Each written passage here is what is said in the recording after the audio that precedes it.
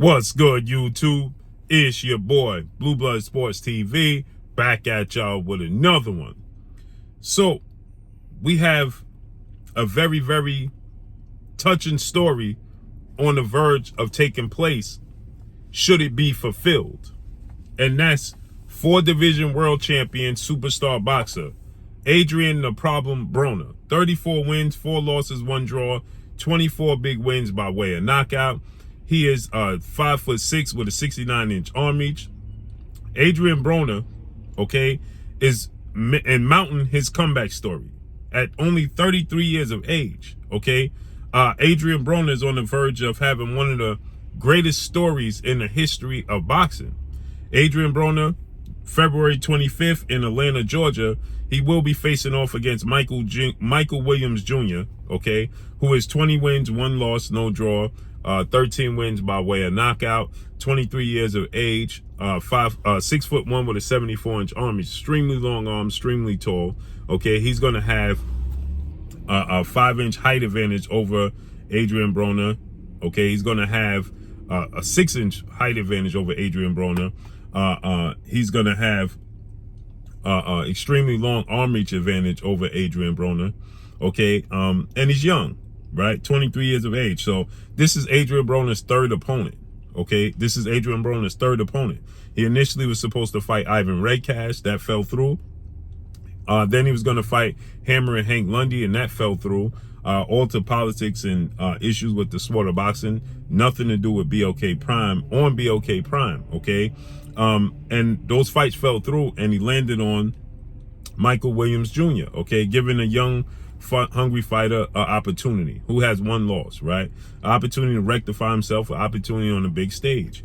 And en route to this, should Adrian Broner complete this comeback, okay, he could possibly have a title opportunity on deck against 2-time junior welterweight world champion superstar boxer Regis Prograis, who's 28 wins, 1 loss, no draw, 24 big wins by way of knockout, 34 years of age, 5'8" with a 67-inch arm reach. Regis Prograis, he beat Jose Zepeda back in November to become a 2-time junior welterweight world champion. He's the reigning WBC junior welterweight world champion. Now, what's interesting is Regis Prograis, you know, he has a mandatory that has been allowed to be pushed to the side, and he has a voluntary. So obviously, to fight Adrian Broner have to be a voluntary, but he has a he could fight his mandatory, what could be former unified lightweight world champion superstar boxer Teofimo Lopez, who's a junior welterweight title contender, but they turned it down. Now, Regis Prograis in his next fight satisfies his mandatory. He can definitely fight Adrian Broner. Now, Adrian Broner is an interesting story. Adrian Broner last fought against Giovanni Santiago, and people feel like it was a lackluster performance. He won a unanimous decision. This was back in February of 21. Okay, so he would have been out the ring for 2 years since that fight.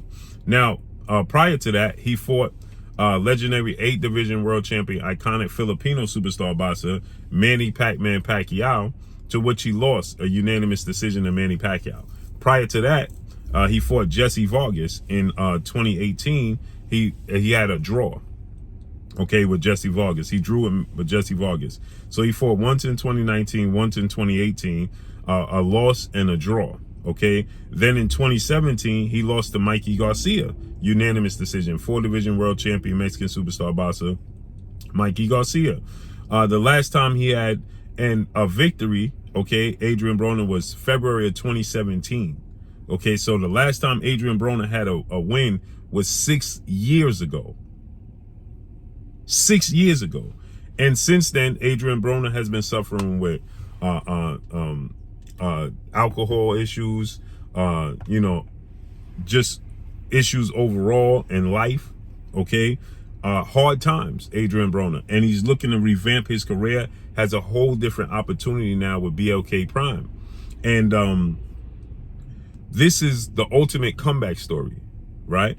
If Adrian Broner beats Michael Williams Jr., as I expect him to, and then Adrian Broner fights and gets an opportunity to fight for the WBC title with BLKPRIME giving him an opportunity again to showcase his talents, giving him an opportunity to get back on his feet, okay, and get back in the win column and solidify himself again, right? Adrian Broner, you know, is a very good dude, very big heart. And essentially, he just about lost everything, right? And obviously, he's dealing with mental issues. He was dealing with issues with alcohol because he's in a very, very dark place. Again, Adrian Broner is very, very marketable, very outspoken. He's a draw. He's a major draw within the sport of boxing. He was seen to be the next Floyd Mayweather, okay?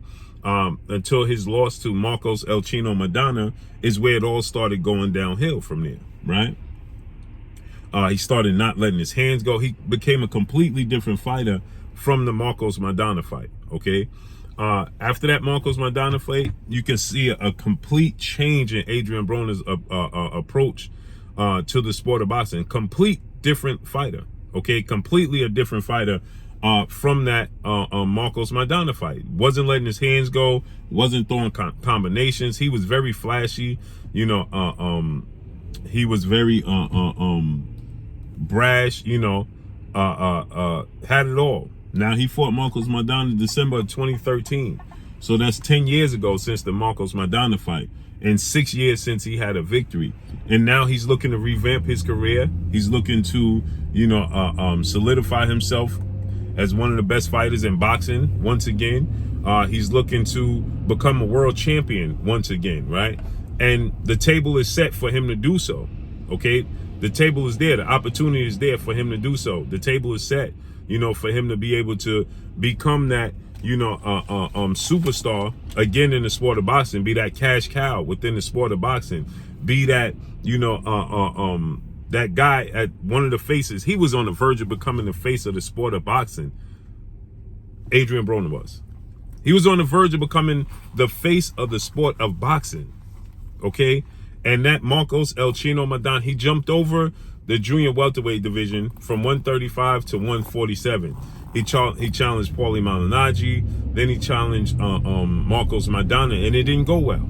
I thought at that time he should have fought at 140, worked his way up, but he had all the skill set, fast hands, combinations, power. He had the complete package, right? Durables, chin, right? And the Maidana fight is where he got dropped twice in the Maidana fight, and it still was a barn burner, fight of the year fight. And Maidana still says to this day, he was one of the, Adrian Broner is the hardest hit he ever taken. Adrian Broner was the hardest puncher he ever faced. Okay, he hit Marcos Maidana with the hardest punch Marcos Maidana has ever been hit with. Okay, these are the words of Marcos El Chino Maidana. Okay, and that was 10 years ago. And again, like I said, 6 years since Adrian Broner has been in the win column. 2017, when he beat Adrian Granados and Ashley Theophane. Okay, 2017 was the last time Adrian Broner was in the win column. We are 2023. Okay, so with that said, you know, this is the ultimate comeback story, and I'm glad to be a part of it. I'm glad that to be a part of what BLKPRIME is bringing to the table, and giving Adrian Broner opportunity to revitalize his career, his life story. You know, it's going to be huge.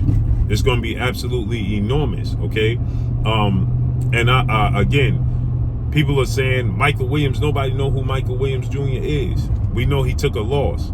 Well, that's not his initial opponent. We're on his third opponent 4 weeks out from the fight. So when you get to this stage, and Adrian Broner is 2 years out the ring, okay, and he has to get a tune-up, he has to get his feet wet. Ivan Redcash was the perfect opponent. He's notable, he's durable, you know, he's the perfect fighter for Adrian Broner to get back in the win column. That fell through because of the politics in the sport of boxing. The business of the sport of boxing took Ivan Redcash out the fight, and Ivan Redcash was in tears, literally crying, because the business of the sport of boxing took Ivan Redcash away from making money and putting food on his table and feeding his family. And then hammering Hank Lundy. Again, the business of the sport of boxing suspended him, okay? Suspended hammering Hank Lundy, okay? And because he had a hand injury, and then was heading into you know, he had something scheduled that he wasn't going to be able to fulfill, but had a hand injury, but would be able to fulfill his opportunity to fight Adrian Broner a month later. And the business of the sport of boxing stepped in the way again. And so Hank Lundy gets suspended, removed from the fight, and on top of that, he got suspended. So Adrian Broner, in a short notice, had to get a late replacement, which is Michael Williams Jr., who is has one loss. Okay, and again, in his loss, he was dropped multiple times. Yes, but Adrian Broner is giving somebody the opportunity on the big stage. Period. And this is the perfect opportunity for Adrian Broner to revamp his career. Okay, get back in the win column, get his feet back under him, get back in shape. As you can see, 10 weeks out, he's still 4 weeks out from the fight. But Adrian Broner started training, and look at the difference. Look at the transformation, the commitment for Adrian Broner, right? And now, again, like I said, we could possibly be on the verge of making a fight with Adrian Broner and Regis Prograis. That's huge for both guys. That's huge for Regis Prograis. That's huge for Adrian Broner to get an opportunity to fight for a world title. Regis Prograis, that would be one of the biggest names he fought. Josh Taylor. Adrian Broner is a bigger name than Josh Taylor. Josh Taylor is more accomplished as far as being an undisputed champion and winning the Muhammad Ali trophy. But that would be huge, huge, huge opportunity for both guys. So this is a huge opportunity. Adrian Broner attempting to find, you know, life, ultimately, because life gets in the way. You understand? Nobody can escape life. Once you're born, you can't escape life. The ups and downs, the roller coasters, the trials and tribulations, that's just life. And Adrian Broner is on the verge of writing a movie. His life is a movie and could possibly a bestseller. He comes back and achieved this second career, right? Like George Foreman, not to the same degree of George Foreman, but in the sense how George Foreman revamped his whole the way he was viewed. George Foreman revamped his whole career, right?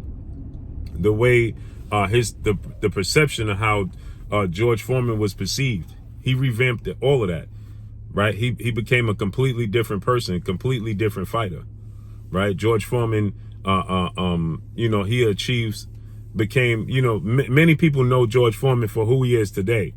They don't know, excuse me, they don't remember the big, mean, ferocious George Foreman. They know the George Foreman they see today, which is the George Foreman that's that sells the Foreman grills. That's the George Foreman that they know, that they see. And they most people, kids today, they don't know George Foreman that's, you know, they don't know the George Foreman that was, you know, mean, ferocious, and people feared that version of George Foreman. They don't know that George Foreman, right? They only know the George Foreman that they're smiling, talking about eating hamburgers and cheeseburgers in the Foreman grill. That's the only George Foreman that they, these kids today and the people today know. That's it, period. And so Adrian Broner, he has an opportunity right now to change the perception of who he is, how he is, and how he's perceived as well, period. So we got to see how this movie ends, how this movie unfolds. It's going to be absolutely huge. I can't wait. If you haven't looked to book your tickets, look to be in Atlanta, February 25th. If you can't, pay-per-view, BLKPRIME on pay-per-view. Go to BLKPRIME on pay-per-view. It's going to be absolutely huge. Tune in. And again, like I said, Adrian Broner gets the opportunity to fight against Regis Prograis for a world title, and Adrian Broner beats Regis Prograis. That speaks absolute volumes. That speaks volumes. So let's see how this unfolds and plays out. But that's all I got for y'all. Make sure you hit the like button. Drop a comment in the comment section. Let me know what y'all think. Y'all already know what it is. It's your boy Blue Blood Sports TV. Hate, like, comment, and subscribe. You haven't subscribed, hit the subscribe button. Hit the like button. Hit the bell icon to get all the new notification. Follow me on Instagram at Blue Blood Sports TV, all one word. Y'all already know what it is. Shout out to the entire LDBC. Shout out to Black Media Raw. Make sure you like your shitty videos. That's all I got for y'all. Peace.